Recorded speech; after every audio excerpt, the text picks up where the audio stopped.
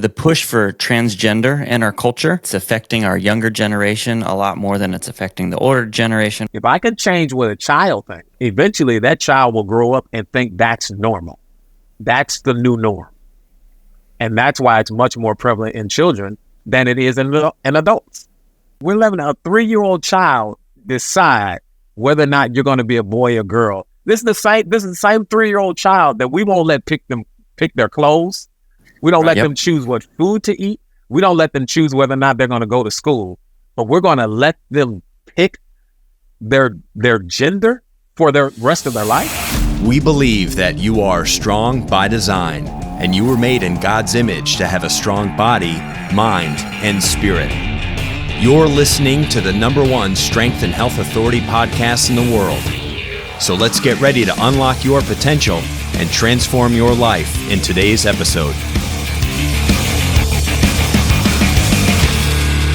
Well, hey, what's going on? Welcome to another episode of the Strong by Design podcast. My name is Jared, one of the co-hosts here, and we have a new episode releasing every single Wednesday, and we get to talk about all kinds of different topics on the show. And today in particular, we have a really cool guest, an exciting guest that is going to talk to us about a little bit of a heavy topic, a controversial topic. We're looking at biblical sexuality. We're looking at the push for transgender in our culture and all of these things that are going on. And we want to address those things from a healthy standpoint, from a biblical standpoint, and from a loving standpoint. And so, Pastor Daryl Black is going to be on the show with us today. Thank you so much for being on the show with us, Pastor Daryl. He did a message about 7 months ago at Grace Family, and as soon as I heard it, I thought, man, he did such a good job of articulating God's truth and also saying, what does it look like for us to approach this in the context of love? And I recognize that not everybody is going to view that as love. Perspective is reality. However, he just did such a good job. Pastor Daryl, thank you so much for being bold, for tackling hard topics, for being willing to step into that space and share what God says to be actually true. So thank you so much for being here, for all that you're doing. Man, it's a pleasure to be here, man. Thank you for having me on. And, we're going to touch on this. I don't really consider anything to be controversial. I think stuff is controversial when we don't talk about it for real. Yeah. And then that makes it a controversy. But when we're just, hey, we're going to be open, honest, transparent, and we're just going to lay it all out on the table. Yeah. And then you let the chips fall where they may. Yeah. But so that's the challenge. What can Chris and I come up with today that's controversial? I'm just kidding. Go for it. I'm just teasing. Let's do it. Well, I know how long you've been at Grace. What, 2 years? Yeah, 3 years? Coming up on 2 years this month in May. Yeah, it was. Yeah. We just started. I mean, we moved down here from Colorado just over 2 years ago, and I think you were just coming on right as we started attending Grace. Yeah. And the first thing that everybody probably recognizes you or introduces you as is that you had your appearance on the X Factor. Yeah. Right. Yeah, that was fun. Yeah. How long ago was that? That's over 10 years ago now. Yeah. So like 11, maybe 12 years ago. Yeah. And it was a blast, man. It was fun and scary at the same time. Sure. It is, it's nothing that I ever want to do it again. Yeah.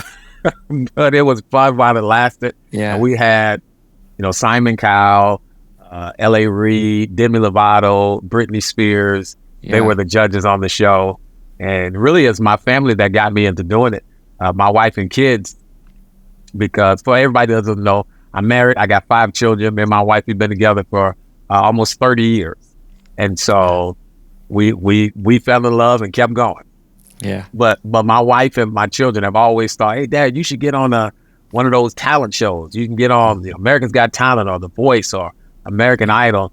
And I don't like talent shows. Mm-hmm. I've done music and I've traveled the world. I've done music. I've been on plays. I've done some TV shows, light work kind of stuff, commercials. But I just don't like being judged. I know that sounds weird, but I never wanted to do a talent show. I just didn't like the idea of it.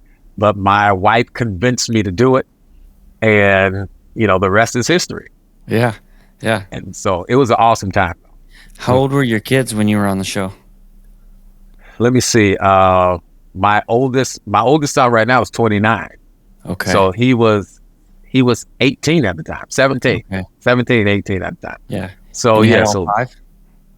All five. Yep. Yeah, so right now they're 29, 26, 22, 21, and 17. Were you separated during the competition, or would you go film a little bit and then go home? Yeah. So it was back and forth. I was only separated for a matter of, there were about 2 weeks in the competition that I was in Miami.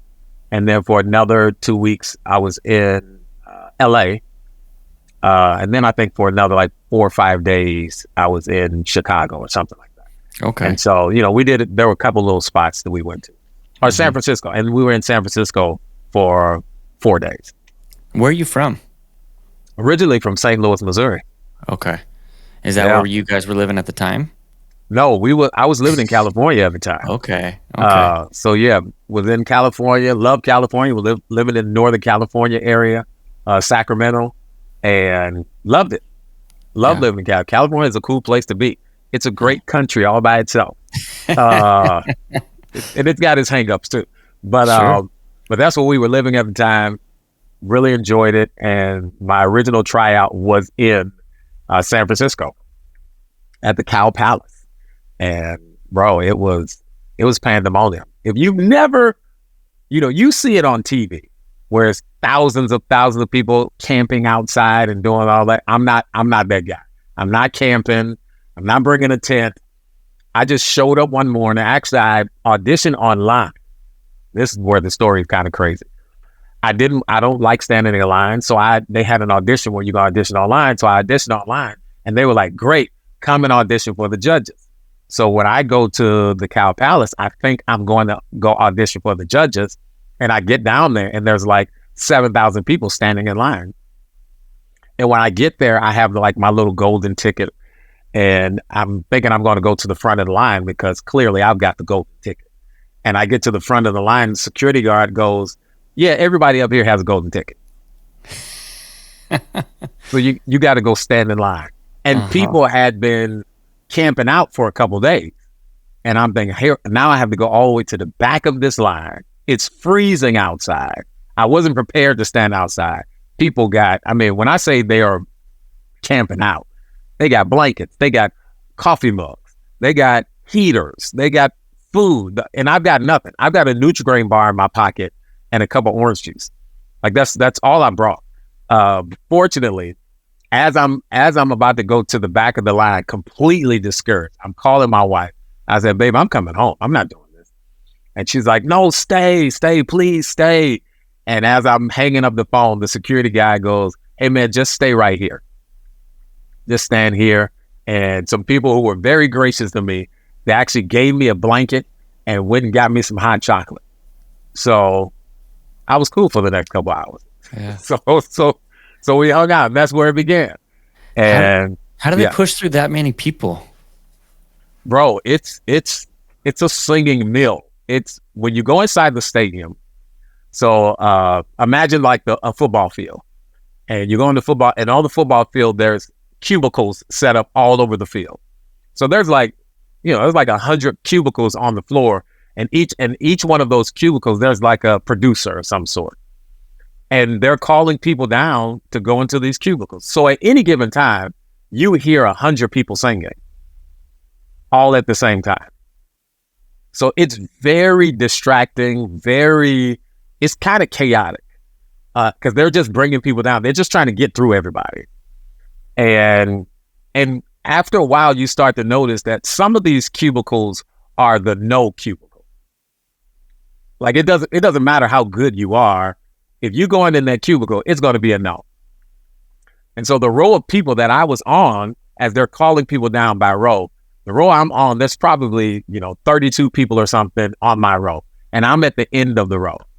And almost everybody on my row was phenomenal. So, and they all end up going home. So I was sure my cubicle is a no cubicle. So I was, I had no anxiety. There was no pressure. I didn't care. We're all going home anyway. It doesn't matter how good you are. And the people that you saw that were going to the next round was like a dude on stilts with a wedding dress on. Yeah, that was going to be my question, because people listening might be like, American Idol, America's Got Talent, X Factors, a lot of these shows, is it all singing or no? This is kind of like any act, right? Yeah. Well, the show that I was on was all singing. All singing. Okay, but there were still people dressing up weird and have come in with their own characters. Yeah. Okay. Chicken suits. Any gimmick you can think of. To try and stand there was out. a whole, people in Pokemon costumes. Anything they could do to stand out, people were doing it. Okay. And so I just, figure, hey, my row is the no row. So it's cool. I met some great people. This was fun. I could tell my wife I did it and go home. Right. Mm-hmm. And so, interestingly enough, before I go in the booth, the guy who goes in before me actually sings the song I'm going to sing. Oh, no. Now, he doesn't know that, Sure. but he sings the song I'm going to sing, and he does a great job. I'm like, man, it was awesome. Mm-hmm. And then he sings another song. Then they hadn't had anybody sing two songs. So he sings another song, which was another song I was going to sing. Mm. And he's doing a great job. So I'm hearing him and I'm going, clearly he's moving to the next round because he's 2 songs in. He sounds great. And he comes out of the booth and he's like, yeah, I'm going home. Mm-hmm. And I'm like, yeah. So when I went in, I was just like, hey, whatever.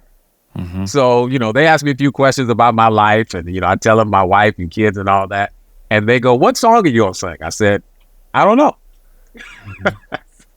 I don't know what song I'm going to sing. Mm-hmm. This guy just sang both of the songs that I was thinking about singing. Oh, my God. And so I closed my eyes for a moment and I did this weird kind of version of Bruno Mars' Marry You, where I was being real percussive on my body and then I was singing it. It was kind of cool. But I wasn't expecting anything out of it. I thought they would just be like, all right, thanks a lot. It's a no. So when I get finished singing, and I had my eyes closed the whole time because I didn't even want to look at them. Yeah. So I'm singing and got my eyes closed. And when I get done, I say, hey, guys, thank you so much for the opportunity. Y'all have a great day. Mm-hmm. And there's 3 girls sitting at the table. And one girl goes, well, is that all you're going to say? Mm-hmm. Well, sure. I'm not sure what else I'm supposed to say, but God bless you. Yeah. I don't know what to say right now. And she goes, oh, you didn't hear us? I said, no, I wasn't. Honestly, I wasn't really paying attention. Mm-hmm. She goes, oh, we said you're going to the next round. Oh. I said, oh, I didn't. She said, yeah, we said it while you were singing. I said, oh, I wasn't even paying attention. I just wanted to finish singing the song and then leave so I could say I did it. And she was like, yeah, you're going to the next round. I was like, oh, okay, great. And I didn't even know what that meant at that time because the next round wasn't the judges. There's like 6 rounds before you get to what you guys saw on TV. Oh, my gosh. So the next round is you perform in front of another group of people. And then you perform and you kind of keep going and they're weeding it down. So I got there that day, 6 a.m. in the morning. I didn't leave until 2 a.m. the next day. Wow. Because you're going from round to the next. And then they're just kind of dwindling down. So you go from 7,000 people. And then the last of us is maybe 100 people left. Holy cow. And then out of that 100 people, you go and do a final audition in front of all these cameras. And they ask you tons of questions. And then when that night is over, they just kind of go, hey, if you're going to go to the next round, we'll call you. Bye. Mm-hmm.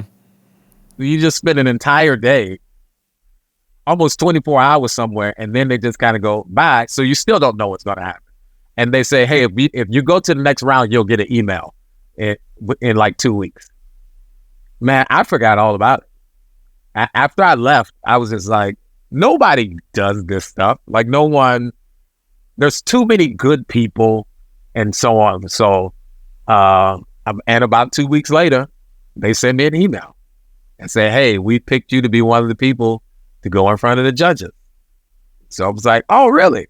And not even thinking when they said the judges, it was the actual judges, because before they said I was going to be in front of the judges. So it's like, I don't know how many rounds there is I have to do. And then the next round was actually in front of the judges. And so my family got to be there for that. It was short notice. I didn't know when I was performing until the day I was performing. Oh my gosh.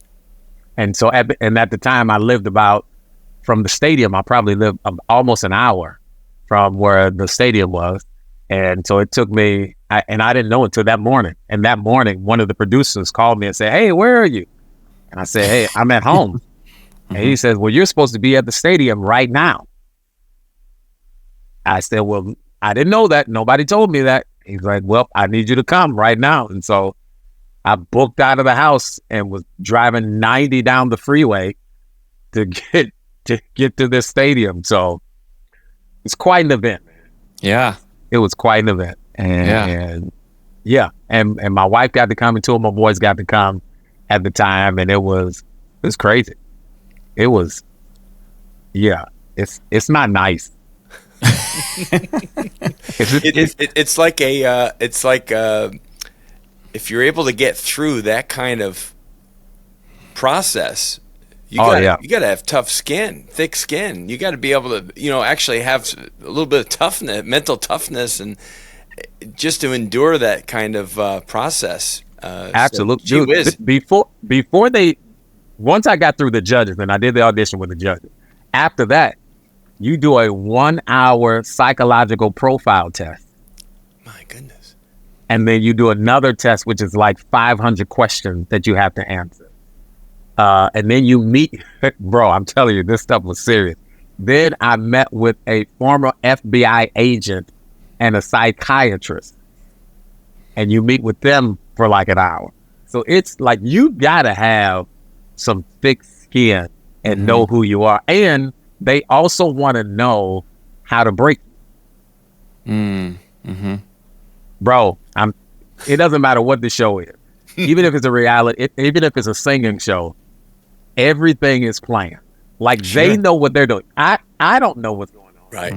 But they know what questions they're going to ask. They know how they're going to break you. They know what they're going to say. They're going to make the rooms inconvenient for you. When you're in a room with a bunch of people, it's going to be cold.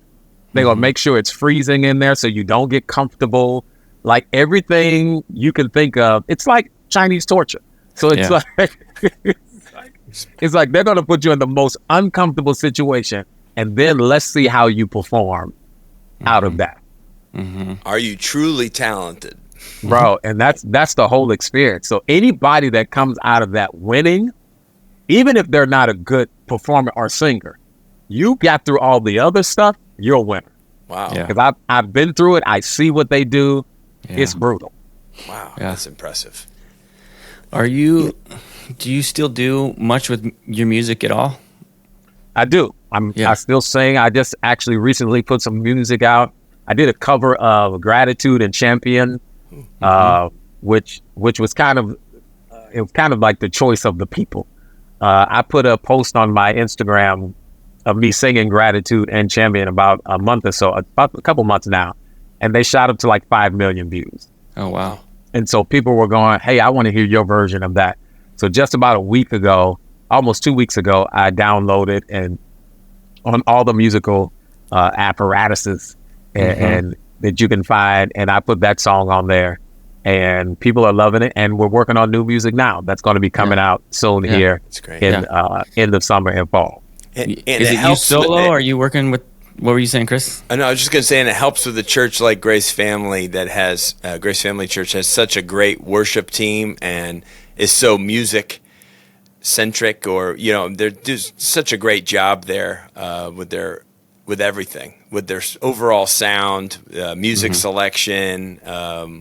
It's just such a professional group. It's amazing. Looks and sounds great.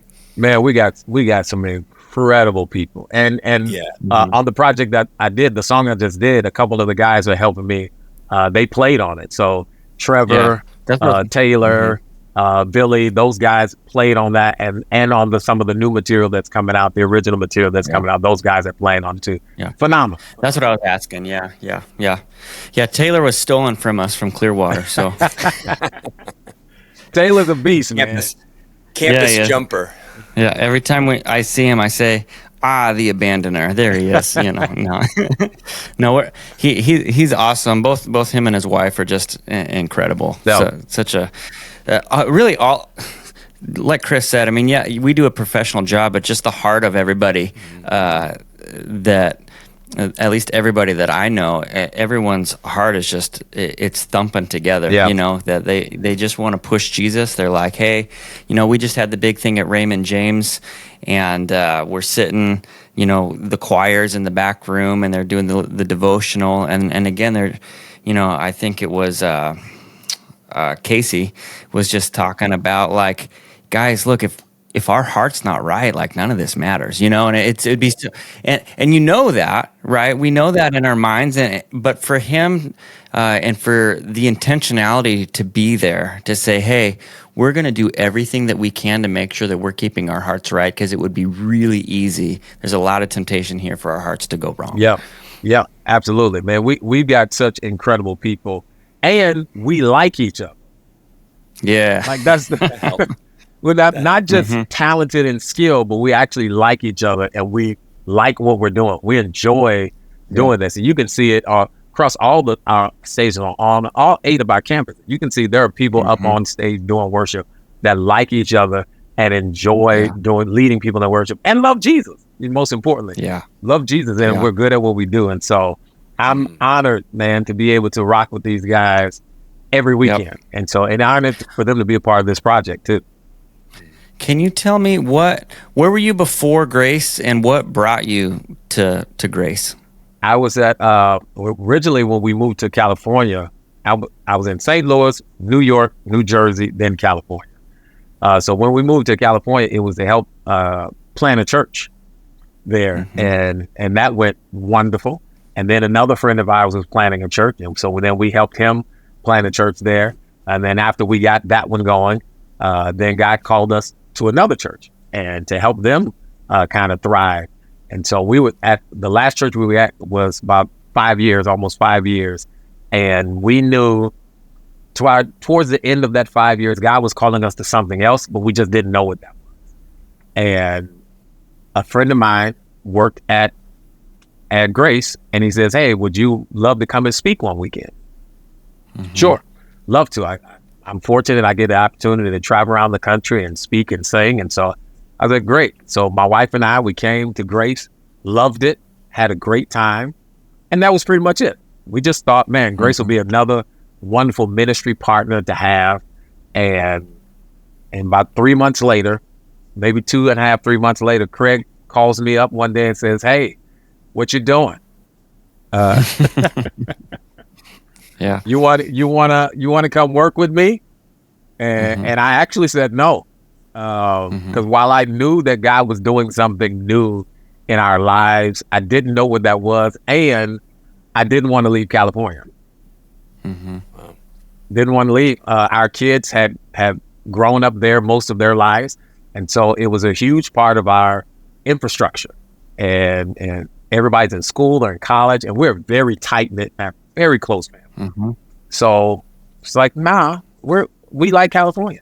Can we just do a Grace in California? And you can just do another campus. But he invited us to come out, and my wife and I came out again, enjoyed the church, really loved it, but really wasn't sure what God was doing. Knew that our relationship was supposed to be more significant than me just popping in and out a couple times a year, but just didn't know what that meant. And then one day, it was like God was saying, hey, this is what you're supposed to be doing. And we prayed and we fought, and we prayed and we fought, and we battled and we wrestled. But we both were at peace with going, hey, I think we're moving to Tampa. Yeah. We're moving to Florida. Of all the places, never thought about moving to Tampa. It's never been on the radar to move to Florida. My wife didn't want to move to Florida. It was just not a thing we wanted to do. And so, and when God is saying, go, I've always been the guy that said, wherever God wants me to go, that's where I'll go. If it's Siberia, and we're going to Siberia, that's where I'm going to go. And so why it was a little bit of a struggle, only because I was like, man, I really planned on living in California for the rest of my life. And God said, nope, I'm moving you to the other coast. It's like, all right, God, I don't know what this means. It was really an Abraham moment. I don't really know these people. I don't know what I'm doing. I'm not even really secure in what the position is going to be. But man, I trust, for some reason, not only do I trust God, but for some reason, I trust Craig. Like, I trusted him in a very unusual way very quickly. Like, I just knew, here's a dude that talks to God. Here's a dude that's in tune with the Holy Spirit, and I trust him. I don't know where he's going, but I want to follow this guy. And then we came, and it was like, all right, this is where we're supposed to be. And it's been one of the best things and one of the most challenging things we've ever done.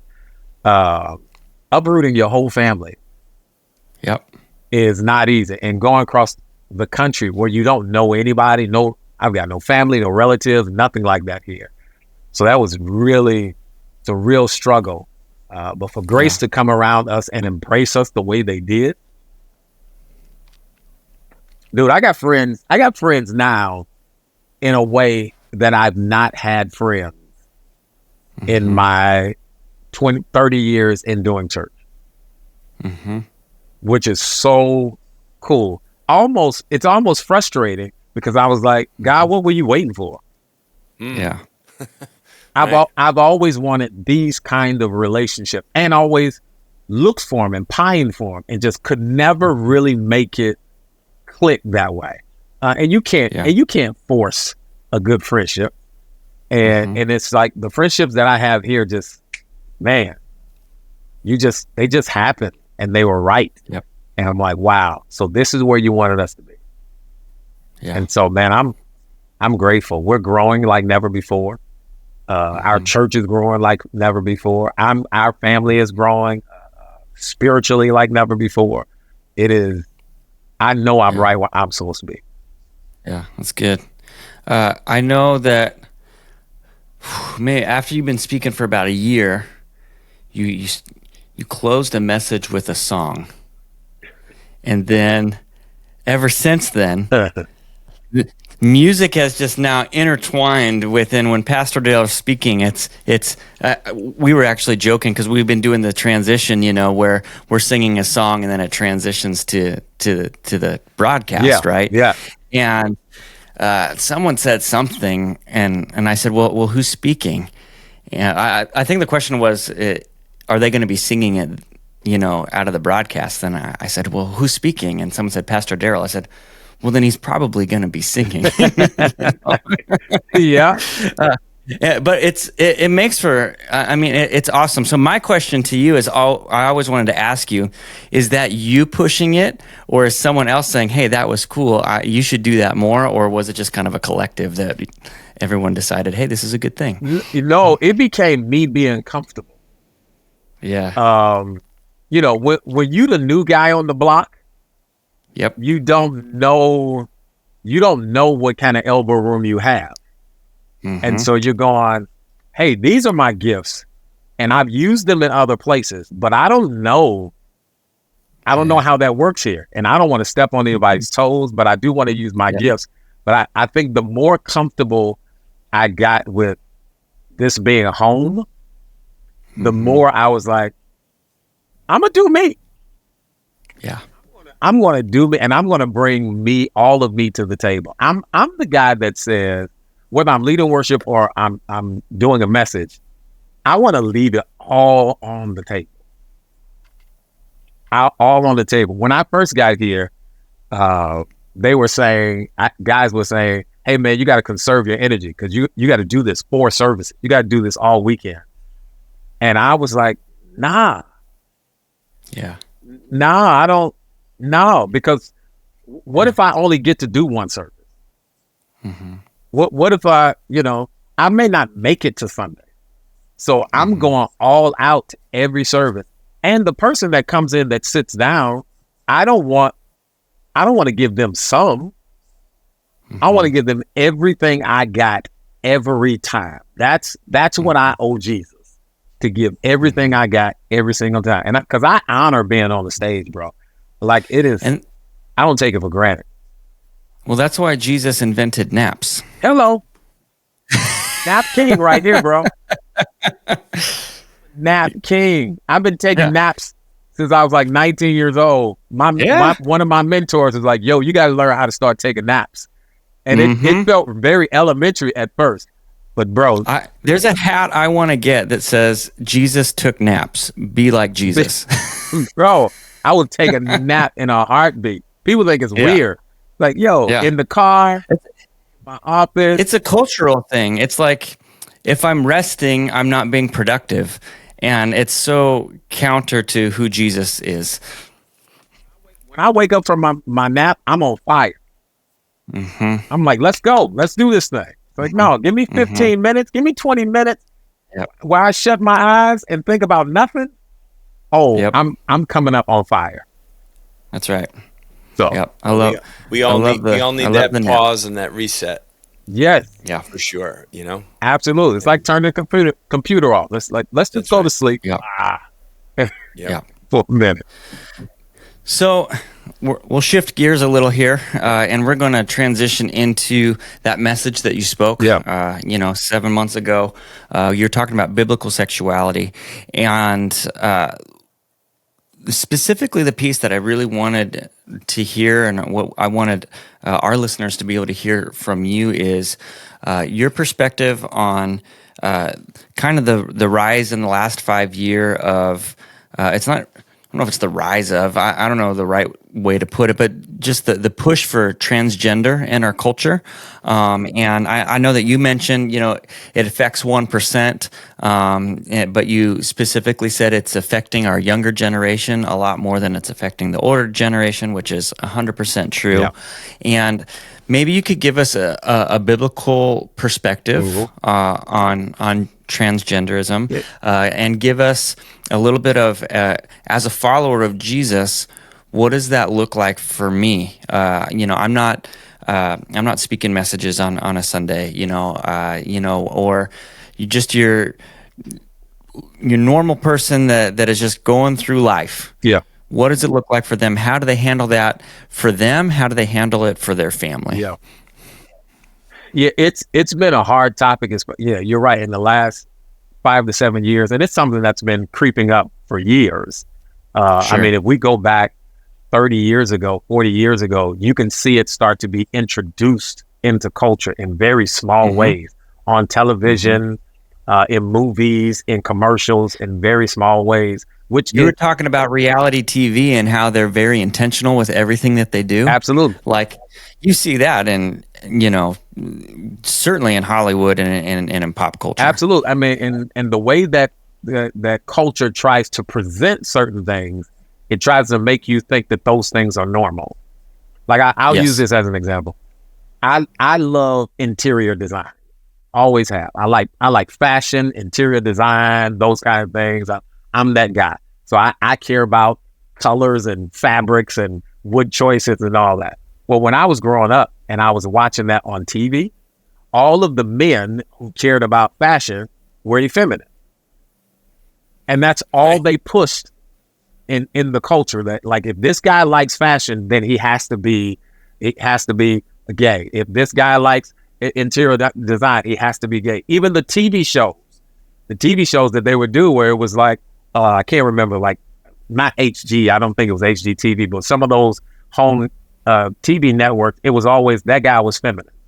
So then when I would tell people, when you're 8 years old and 10 years old and you're like, wait a minute, I like fashion and I like interior design, but everybody that I see on TV that likes what I like is different than me, then something must be wrong with me. So then I have to act like them, because they're promoting anybody who likes this must be like this. And there's always been this intent to steal identity. And we watched that happen over the years. And it's never been more prevalent than it is right now. That it is, if I can change what a child thinks, eventually that child will grow up and think that's normal. That's the new norm. And that's why it's much more prevalent in children than it is in adults. I mean, because when you look at the statistics, and I've got tons of them, I don't even want to go through all of them, but I got tons of statistics. The amount of adults that are transitioning are less than 1%. But the amount of children that want to transition, that we're saying that we're going to allow them to a transition, even though the whole population is about 1% of the transgender community, but the amount of children that are being allowed to transition is 65%. Wow. Goodness. Like, those numbers are staggering. When you go, when a person is a full-grown adult, they go, nah, I'm not doing it. But if I can convince a child to do it, and to start as early as 3 years old, Yeah. we're letting a 3-year-old child decide whether or not you're going to be a boy or girl. This is the same 3-year-old child that we won't let pick their clothes. We don't let them choose what food to eat. We don't let them choose whether or not they're going to go to school. But we're going to let them pick their gender for the rest of their life. When I was 4 years old, 4 or 5, I was heavily in the Teenage Mutant Ninja Turtles. I loved them. Yeah. And I remember going to my mom and asking if I could cut off these 2 fingers because the turtles only had 3 fingers. Yeah. And I wanted to be a Teenage Mutant Ninja Turtle. Yep. And my mom is obviously no. Right. You need your whole hand. And I'm grateful that she had the wisdom. It didn't take a lot for her to have that wisdom to tell me no, right? And the other thing that I always think about too is you can't rent a car until you're 25 years old because your brain is not fully developed. And the car rental companies understand when we rent to people under 25, it's not that they're dumb people, it's that their brains aren't working right. Yeah. And they make bad decisions. So we can't rent a car, but I can surgically change my gender. And well, I was going to say, which all comes down to it's on the adults who are making these decisions and okaying and approving this, and are being misguided. And then you have vulnerable parents who are listening to authority figures and experts in their field and saying, okay, well, if they said it, it must be true. And it's filtering down obviously to the children, and that now the children are dictating what's happening because their parents are being misguided and are vulnerable to really bad decision making. And the powers that be are making it. They're empowering the kids to make the decision even over the parents. Yeah, right. And everybody's scared to be canceled or be offensive. It's like, no, I have no fear of being offensive, knowing that I'm making the right decision for my child. Everybody else outside of my house, you might not like that, and that's cool. But in my home, I know what's right. And so, getting back to what the Bible says about it, and I've always used Genesis as the premises. God has always known what he was doing, and he made us perfectly. So he made a perfect man and a perfect woman, and he didn't make them going, maybe he's a man, maybe it's a woman. No, I made a man, I made a woman. I want y'all to be fruitful and multiply, which means more than just having kids. But it is, God knew exactly what he was making. He knew exactly what he was designing, and we are perfect in his design. Now Satan comes along and says, yeah, but really, does God really know everything? Really have it all together? And so the moment that you allow doubt to take root, then it changes the identity of everything. Because then you go, well, is God really in charge? Because if I'm in charge, then I get to pick whatever I want to pick. But if God is in charge and I really believe that he's the creator, then I have to act like the creation. Then I have to go, well, then I've got to listen to what he says about me because he knows what's best for me. And I think we live in a culture and probably always have lived in a culture that says we want to recreate God. We want to be God. I don't want anybody telling me what to do. I don't want anybody telling me how I should feel or what I should do. I want to pick for myself what I think is right because truth is relative, right? Truth is whatever I pick truth to be until it offends me. Right. That's really the culture that we're living in. Truth is whatever I want it to be unless your truth offends me. Right. And by offense, it means that you told me I can't do something I want to do. Exactly.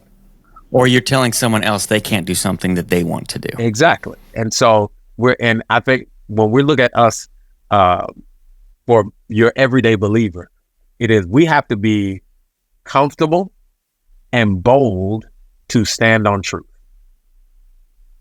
And truth comes with trouble. Truth comes with somebody may not like you because you're sharing truth. Truth means you may not have as many friends. Truth might mean that you've got to say something to some people that you really love. Our responsibility is to share truth, but our responsibility is also to do it with grace.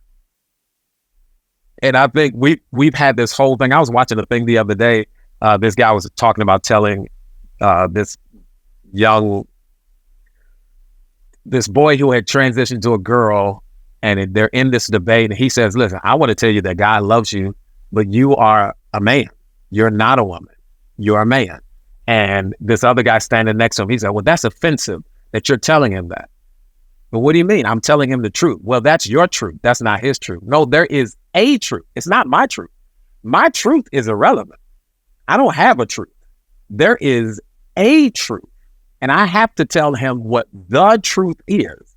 If he wants to experience the best that life has to offer, he's got to follow the truth. And the guy was doing it with love. He was graceful. He was kind. He didn't raise his voice. He did all those things. And there are some people who are not going to like it. But there was one guy, he asked if anybody wanted to come and be prayed for.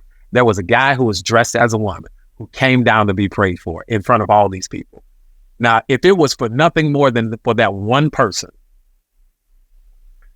that's why we have to have truth and integrity. That's why we have to be willing to stand on it, because I'm planting a seed in that one person. And who knows, that one guy that came down, who knows was planting seeds before, that was already talking to him, and he'd been hearing it over and over again. And I think that takes some strong Christians. I love to get into conversations with people and they say, well, that's not what Jesus would have done. I'm like, well, man, you don't know Jesus then. Because the Jesus that I know, not only was he full of grace, also full of truth. He told the woman who was caught in adultery, hey, don't do it anymore. He didn't say, no, you good. Keep living. God bless you. Yeah. You do you. Yeah.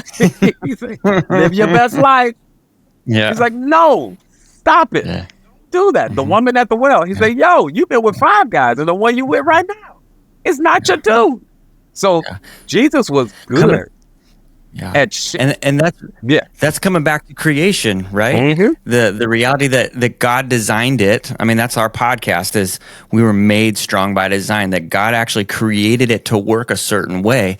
And it's less, I'm becoming more and more convinced that it's not, like, a lot of people feel like it's God doing things to us. But I think it's really us doing it to ourselves. It's like we keep putting our hand on the burner and going, God, why?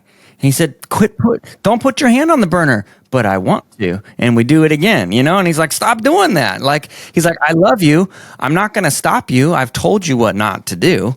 And you're right. I like that in your message you said, I'm accountable to God.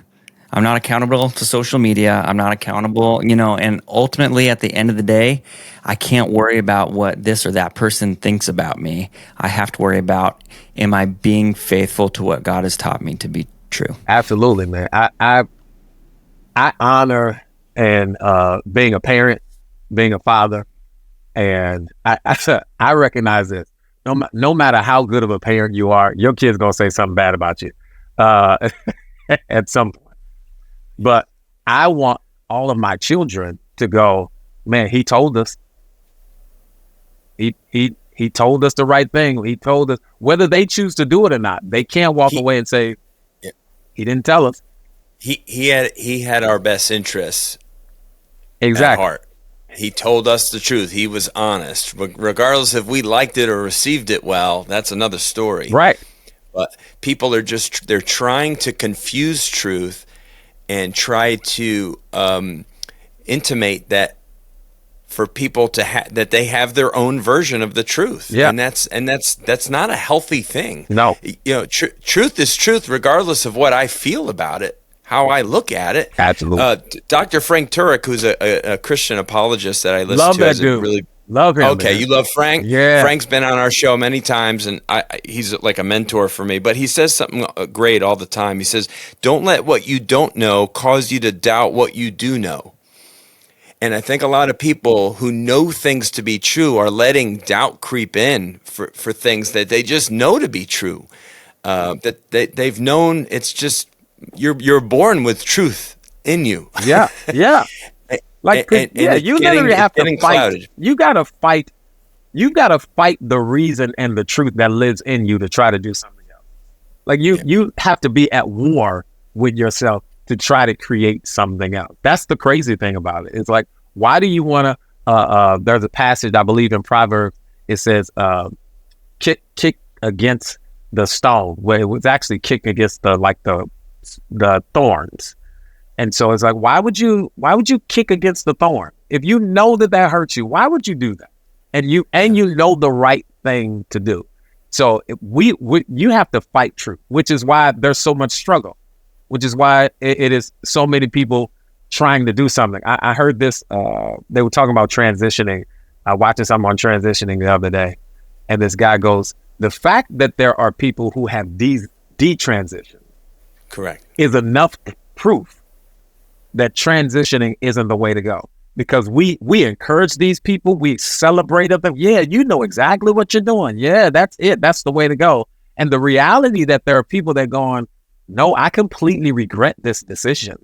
I wish someone would not have affirmed me, is proof that, hey, we need more people telling the truth, even when it hurts, even when it offends you. I've got to tell you the truth, and I'm going to do it in love. Yeah. I've thought about, why is there such a push for such a small percentage of the population? Have you thought about that at all, Daryl? Why is the push for you mean the 1%? Yeah. I think it's identity politics. It is, we're taking this small thing, and if we blow it up big enough, we can change policy. So we take this small group of people, we're trying to, let's just blow it up. Let's make it seem like it's going on everywhere. It's not going on everywhere. Everybody feels like that. No, they don't. Every child is going through this. No, they're not. But if we keep pushing it in social media, we keep pushing it on the news, then we can change policy and say, see, I told you guys, look at now we're putting money into psychiatry and research and all this kind of stuff that we don't need to, that we're smart enough to know, hey, this doesn't work. Yeah. It's not worked for thousands of years. We've never had these issues for thousands of years. And all of a sudden, we just discovered in the last 10 years, we were wrong. Right. About our whole human existence. This is, we learned new science. No, we didn't discover anything new. It is, we've been walking down this path, and we've allowed this seed to continue to grow. And we're pushing ourselves further and further away from God. And I don't think this is new behavior. I think that this is going on in the Old Testament. Yep. Yes. There's always been people having an issue with transitioning and all this kind of stuff. Even here's a little history lesson. Amazon women. The Amazon women were women who wanted to be men. So A means no. Maison means woman. So not a woman. So they adopted this name of not a woman because they wanted to join the military. They wanted to be men. So some of them would cut their breasts off and cut their hair so that they could be men. So this isn't new. This is 2,000, 3,000 years ago. So this isn't new stuff. So it's always been around, is that Satan he doesn't want anything to look like God. If I can steal your identity from you, then you're willing to do anything. If I steal your identity, you'll be an alcoholic. If I steal your identity, you'll identify yourself with your circumstance. We've never had so many people be depressed in the history of the world. We've never had so many people claim depression and have suicide. And in America, we had a season called the Great Depression. And we didn't have that many people committing self-harm, is depressed as we do now. And they had a better reason to be depressed than we have now. We didn't have that. We went in the 1600s, there was the Black Plague. And people were dying without even knowing what was going on. And still, there weren't that many people that were causing self-harm. So the further you get away from God, the more harm it's going to do to you personally. Because the further you get away from God, the less you know who you are. And if I keep having people affirm that, oh, I'm my Enneagram, you know what I'm saying? I'm my Enneagram. I'm not a child of God. I'm not courageous and I'm bold. I'm a 3. I'm an 8. I'm that. Or I identify with my anxiety. My wife and I were laughing one time. We saw someone who identified as selective mutism. I'm gonna let that simmer. Think about it for a second. Selective mutism. Yeah. My wife and I were watching the show, and the parents were talking about their daughter, and they were saying, yeah, she really struggles, and she has selective mutism. And we were sitting there going, man, what is selective mutism? Selective. Oh, she's shy? Yeah. That's what, so she decides she doesn't want to talk sometimes. So they put a label on the fact that sometimes their daughter doesn't want to talk to people. Mm-hmm. So now it's selective.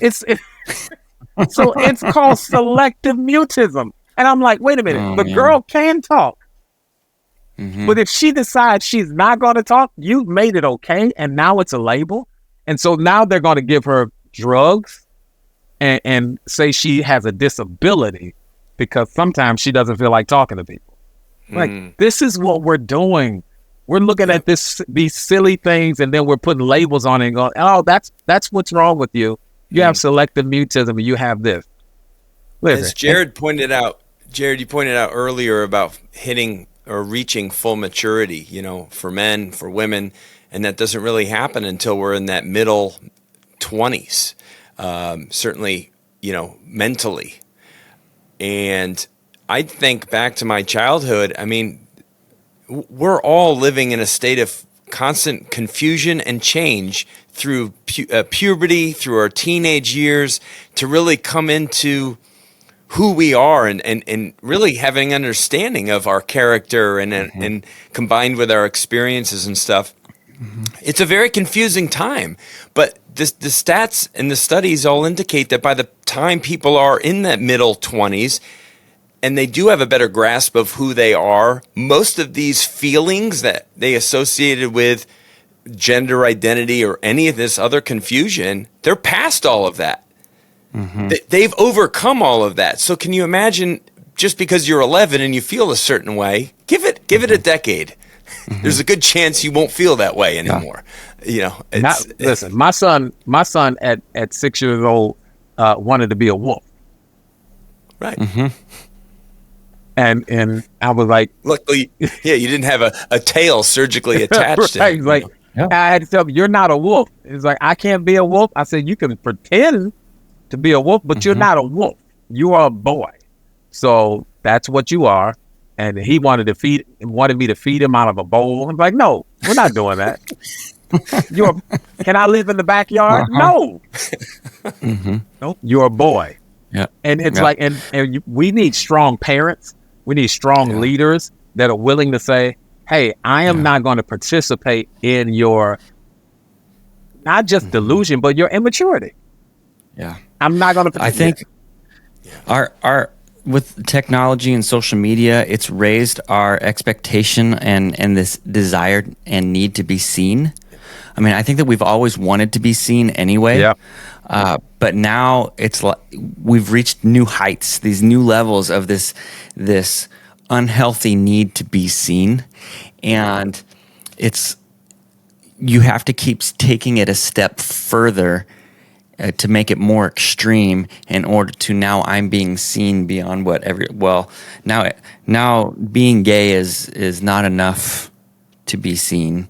Or, and I know that statement will get misconstrued and blown up and all kinds of things. Yeah. But you know what I'm saying? We always have to keep, you talk about stepping away from God. It's like we have to take another extreme step away.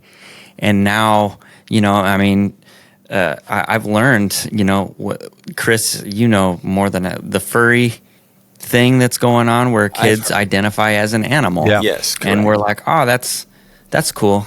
And there's a guy named JP Spears. I don't know if you know him. He's a comedian guy from California. And I just watched a video that he put out because he's like having this awakening to Jesus, which is, it's been fun to watch, actually. You only know it through video content, so who knows one way or the other. Yeah. But he talked about this, the whole transgender deal, and his perspective was, if I can convince people that God makes mistakes, then I can convince people that God is not a God worth following. Mm-hmm. And so it's no longer the argument of does God exist or does God not exist. It's God exists.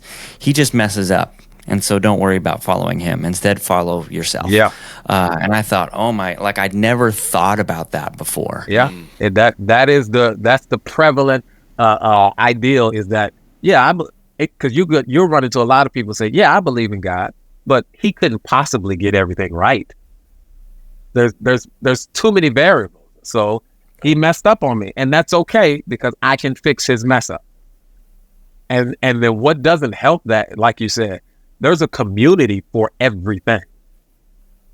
Because social media is so prevalent, you can find your community anywhere. You can find the people who don't have a nose, they want to cut a limb off. That's a whole community. People that feel like I shouldn't have a limb, and they want to, hey, I feel like I should only have one arm.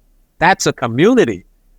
I couldn't believe that I was finding this stuff. It's going. Yes. There are people that think they should be disabled and aren't disabled, but they want to identify with the disabled community. So they found other people who go, hey, what should we do about that?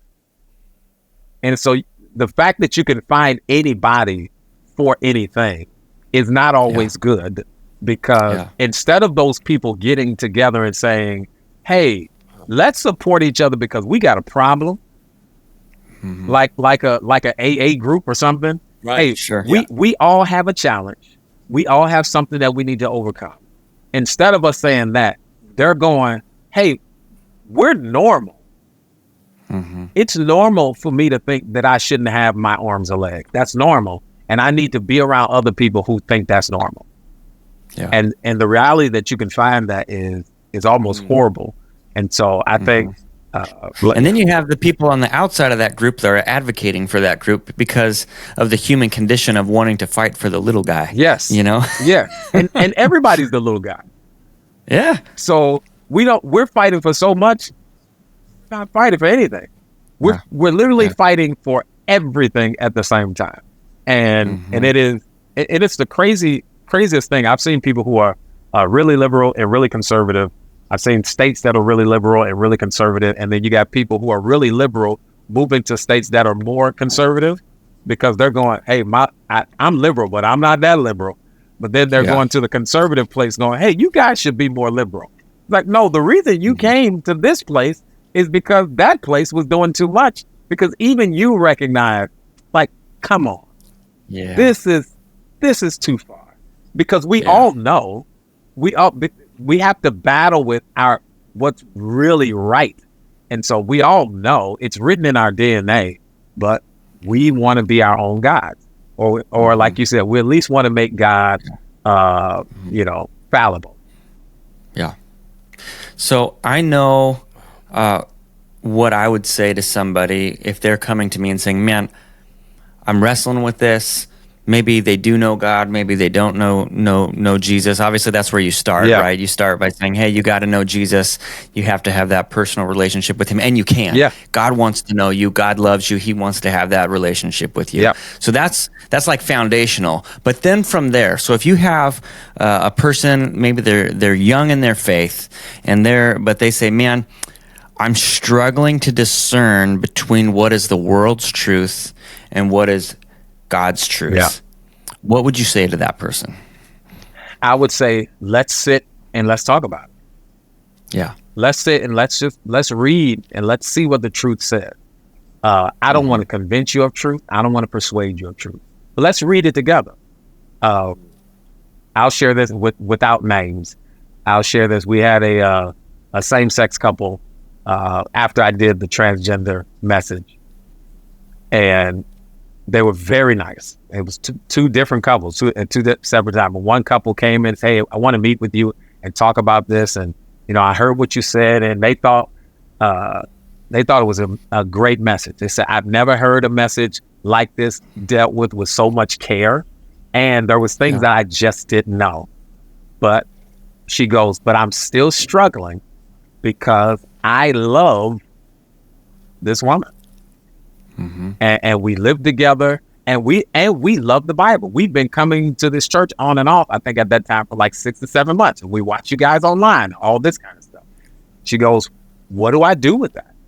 And fortunately, she brought her Bible. Mm-hmm. And I said, hey, let's do this together.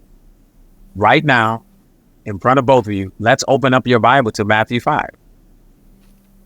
Let's open up your Bible to Matthew 19, and let's read it together. And when we read it together, I said, now, once we read it together, tell me how you reconcile with what you just read with how you're living. Because these are Jesus's words. So Jesus is the one talking about relationship. Jesus is the one talking about marriage. So if Jesus says that this is what marriage looks like to Jesus, tell me how you reconcile that your relationship doesn't look like that. And she goes, I never read that before. Mm-hmm.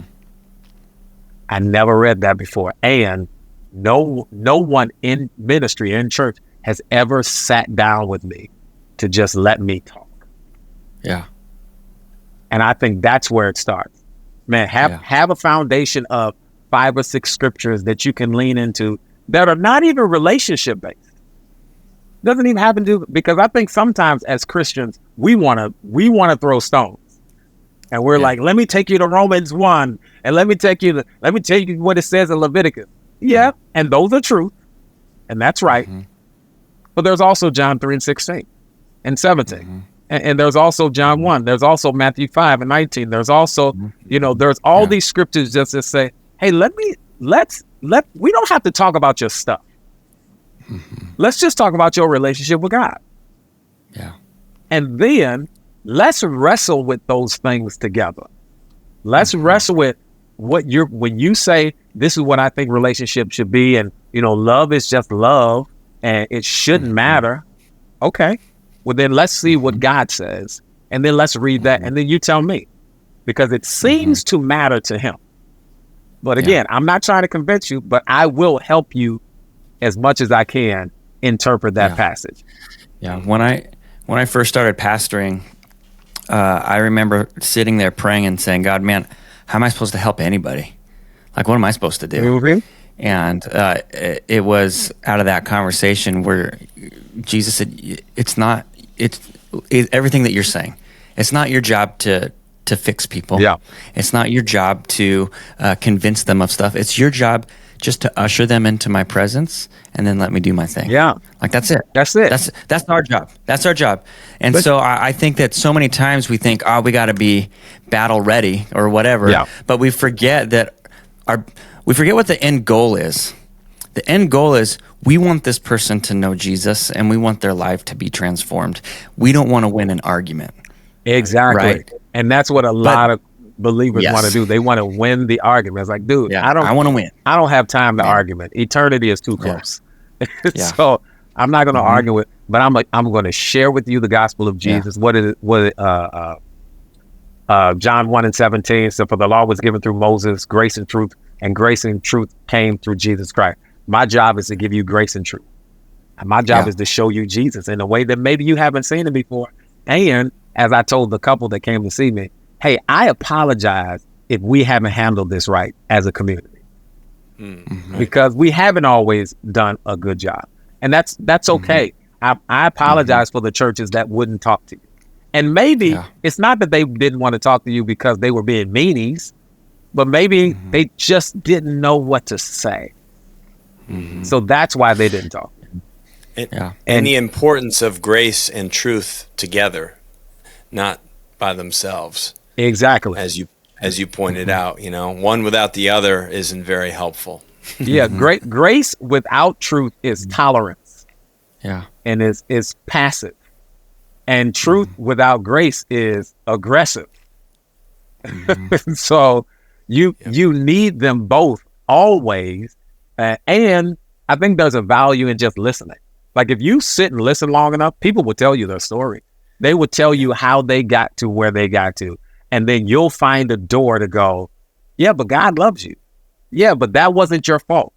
Yeah, but you didn't do that to you. Or, oh, yep, I hear you. And there's a better way. Let me show you. Or you might go, I've struggled with that. I totally understand what it's like to feeling like you don't belong. I know what it's like. I know what it's like to feel like I don't belong, to be confused about my identity. I thank God for parents and siblings and people in my life that were like, nah, we're not going to let you slip into a lost identity. This is who you are. Keep repeating it to yourself, even when you don't feel like it, even when it doesn't look like, when you look in the mirror, you don't see what you say. Do it anyway, because that's what God says about you. One of the best examples that I've seen in my own life was a friend that my mom actually had. That she was she was a lesbian for a while, and she got married, and her partner ended up passing. And my mom was friends with her through it all. And as she started going to church and saying, "Man, I want to follow Jesus," God started to reveal those things to her, just like we were talking about, and she started questioning it. But then what she struggled with is, but I still have these feelings, right? I still have these feelings, though. And what came out of that is it's because you're still in your flesh, and it doesn't matter. Like that's your struggle, but we're all struggling with something. I always said that I always call it the big ugly. It's that ugly thing inside us that we don't want anyone to know is there, right? Because we're embarrassed or we're ashamed of that thing, and men struggle with certain, sexual sin. Women have other sexual sin. It's not like one is worse than the other. It's like we're all struggling. We're all wrestling with these things that we know aren't right. And that's the Jesus says crucify that flesh, on a daily. Yeah. It's not a once-off deal. It's like, hey, as long as you're in this body, you're going to struggle with stuff. Ooh, that's true. And go ahead. And I think I will add to that, because as you were saying that, and I've heard this question. Yeah, but what do I do with those feelings? Because I still feel this way. And I've answered this a couple ways. For one person, hey, don't let your feelings dictate your future. Because you can feel a certain way, but just because you feel that way doesn't mean it's right. I'm so glad that the Bible, when it talks about obedience, it doesn't say if I feel like it. Hey, follow Jesus, but only if it feels good. Hey, do this thing, but only if it feels like it's the right thing for you. Like, no, because my feelings can be wrong. The Bible says your heart can be deceitful. So you can be full on in love with the person who's the wrong person for you, and you feel all of these things. But the other thing is surrender those feelings to God.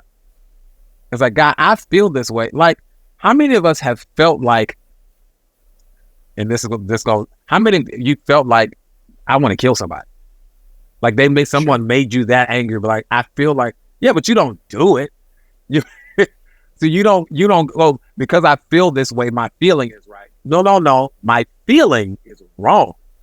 And I have to put my feelings next to morality and truth. And it is only then that you go, okay, I can't do it. I want to do it, but I can't do it. And so instead of us feeding the feeling, we go, I'm going to spend time with truth. Hey, I'm angry, I'm upset, I'm disappointed, whatever those things are. But the only way that I get out of that is if I feed myself truth. You know what? I can't do that. I'll go to jail for the rest of my life. I would lose my family. I would lose. So then you go, okay. And the same is true with even sexual desires that men or women have. Yep, I feel this way. I want to do this thing. I want to do this. Yeah, but man, God has a right way and he has a perfect way for me. And I want to follow his way. It doesn't mean that these feelings go away, but it does mean the more time you spend over here, the less you want to do over here. Right. Yeah. Right. We're emotional beings, man. And we need to use God's word as a filter. Jared knows me very well. I'm a very passionate, spirited individual, sometimes to my detriment, right, Jared? Sure. I can't. It gets the best of me. I coach boys baseball. I'm pretty passionate here at work. Oh, you have to be passionate coaching boys baseball. That's exactly right. And we get great results, but sometimes, and I apologize to the boys because I let my enthusiasm and competitive spirit get the best of me in a moment. Yeah. But after I've had time to reflect, I realize, I overstepped there. Yep. And a lot of us have to, and the only way to really do that is to pick this thing up right here and ask God for his strength to be able to get through those moments